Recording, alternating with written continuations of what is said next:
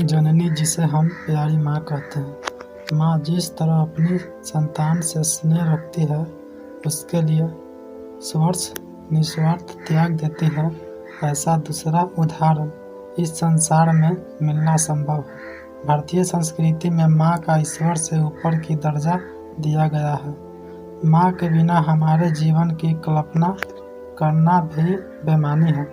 वह जगजननी है। वह समस्त कष्ट सहन कर भी अपने शिशु को 9 माह तक गर्भ में रखती है तथा इन्हें जन्म देती है। अपने व्यक्तित्व, स्वार्थ, स्वस्थ और असहनीय पीड़ा को भूलकर वह अपनी संतान को पाल पोस कर बड़ा करती है।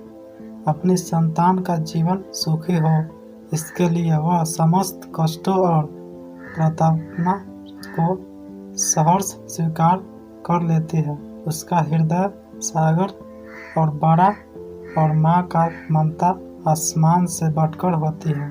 जीवन में सभी रिश्ते महत्वपूर्ण हैं, मगर माँ की कमी न तो पूरी की जा सकती है और न ही उसका स्थान में ले सकता। इसीलिए माँ की तुलना अन्य संबंधों से करना बेकार है। न केवल व्यक्ति के जीवन में बल्कि एक परिवार की धुरी भी माँ ही होती है, जो परिवार के खान पान, शिक्षा, स्वास्थ्य, स्नेह आदि का ख्याल रखती है। बल्कि परिवार को एक कड़ी में जोड़ने के कार्य भी माँ के द्वारा ही किया जाता है।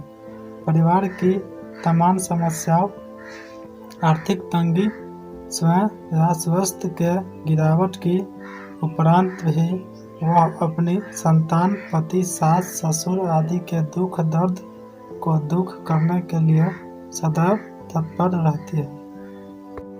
एक परिवार में सभी सदस्य अपने अपने कार्य में मगन रहते हैं।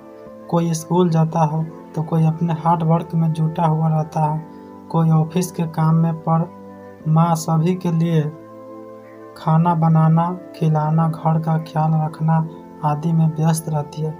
यानी भले ही सभी अपने अपने सोचते हो, मगर माँ सभी के लिए तत्पर रहती है।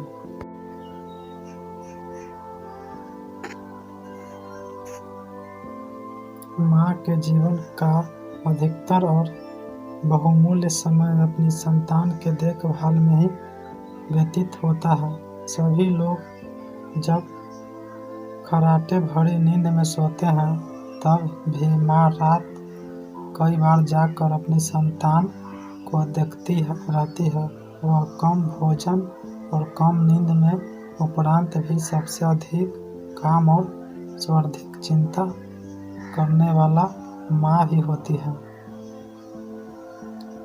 हमारे भावी पीढ़ी कैसी होगी, यह माँ पर ही निर्भर रहता है।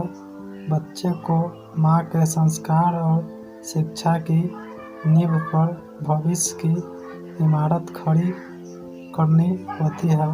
जन्म से पूर्व तथा जन्म के बाद शिशु पूरी तरह माँ पर आश्रित करता है।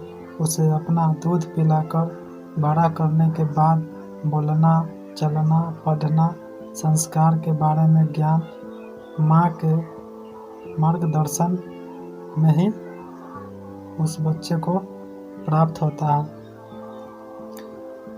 अक्सर माँ अपनी संतान को बचपन में ही संत, महात्मा एवं महापुरुषों की जीवनी सुनाती है, जिसमें बच्चे में बड़े होकर उन जैसा महान बनने की प्रेरणा जागृत होती है। साथ ही बालक में देशभक्ति, सामाजिक कानून, फायदों और जीवन में मर्यादा, दया, प्रेम, अहिंसा जैसे उच्च विचारों का बीज बोती है।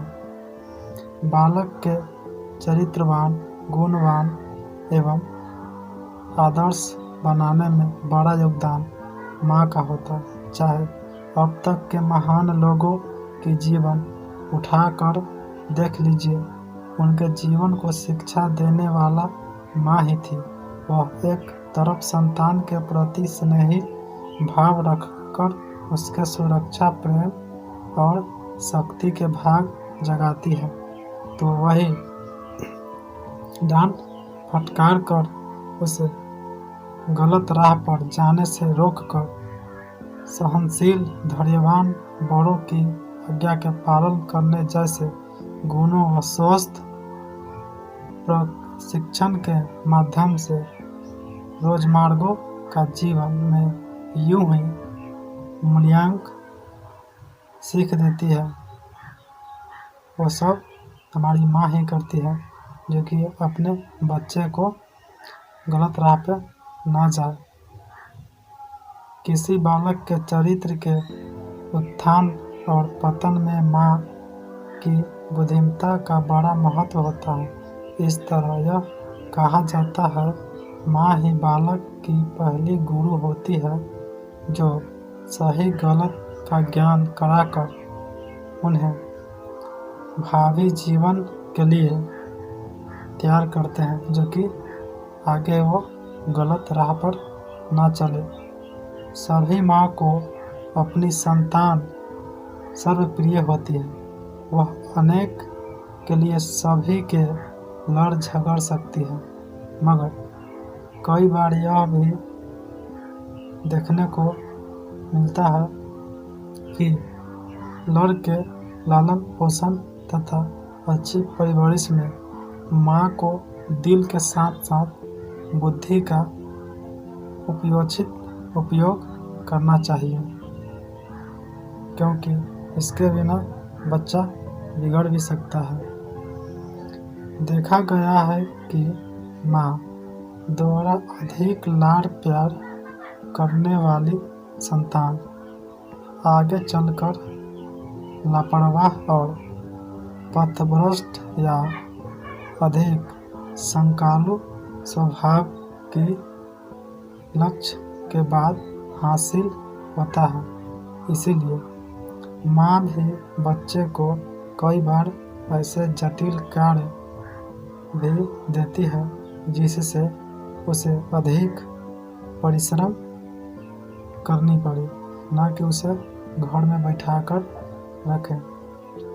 एक अच्छी माँ यह उत्तरदायित्व है कि वह अपने बेटे बेटियां को उपासना दे, मगर जहाँ कठोरता बरतने का आवश्यकता होती है वहाँ पर अपने बच्चे को अधिक प्यार और ज़रूरत से अधिक आज़ादी देते हैं। बाद में उन्हें इस गलती के लिए पछतावा करना पड़ता है।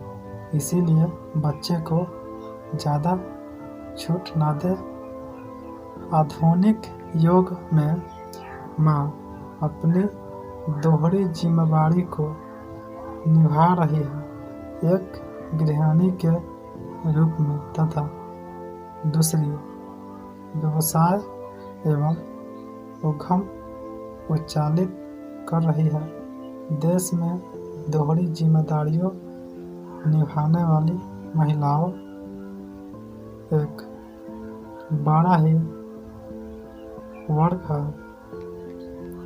खासकर ग्रामीण अंचल में। आज भी माँ अपने घर की जिम्मेदारियों को पूरा करने रहन में उन्हें सवेरे सबसे पहले जागकर और रात में सबसे बाद में उन माँ को सोना पड़ता है।